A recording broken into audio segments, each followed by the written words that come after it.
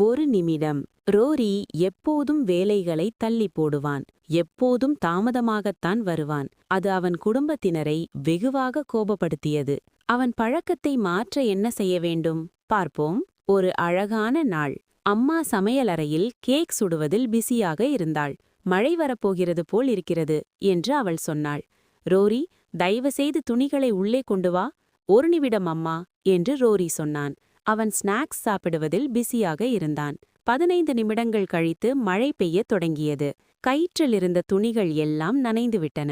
ஐயோ ரோரி என்று அம்மா சொன்னார். அப்பா கேரேஜில் வேலை செய்து கொண்டிருந்தார். ரோரி, என் செய்தித்தாளை கொண்டு வருவாயா? ஒரு நிமிடம் என்று ரோரி சொன்னான். அவன் விளையாடிக் கொண்டிருந்தான். அரை மணி நேரம் கழித்து ரோரி கடைக்கு சென்றான். ஆனால் கடை மூடியிருந்தது. ஐயோ ரோரி என்று அப்பா குறை கூறினார். எல்லோருக்கும் ரோரி மீது அலுப்பு வந்துவிட்டது. அவன் எதையும் நேரத்துக்கு செய்ய மாட்டான் என்று அப்பா சொன்னார். அவன் எப்போதும் தாமதம்தான் என்று அம்மா சொன்னார். அவன் சகிக்க முடியாதவன் என்று தெர்ரி ஒத்துக்கொண்டான். ஏதாவது செய்ய வேண்டுமென்று அவர்கள் முடிவு செய்தார்கள். கால்பந்து விளையாடி வந்த பிறகு ரோரி மிகவும் பசியாக இருந்தான். அம்மா, எனக்கு ஒரு சாண்ட்விச் செய்து தருவாயா என்று கேட்டான். ஒரு நிமிடம் என்று அம்மா சொன்னார். அவள் டிவி பார்க்க தொடர்ந்தாள். ரோரி இரவு உணவு வரைக்கும் பசியோடு இருந்தான். ரோரி நண்பர்களுடன் சைக்கிள் ஓட்டச் செல்ல விரும்பினான். ஆனால் அவன் சைக்கிள் டயரில் காற்றில்லை. அப்பா, இதை சரி செய்வீர்களா என்று ரோரி கேட்டான். ஒரு நிமிடம் என்று அப்பா சொன்னார். அவர் செய்தித்தாள் படிப்பதை தொடர்ந்தார்.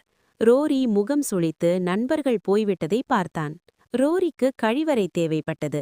ஆனால் டினா குளியலறையில் இருந்தாள். நீ வெளியே வருகிறாயா என்று ரோரி கூப்பிட்டான். ஒரு நிமிடம் என்று டினா சொன்னாள். அவள் ஷவரில் பாடிக்கொண்டே இருந்தாள்.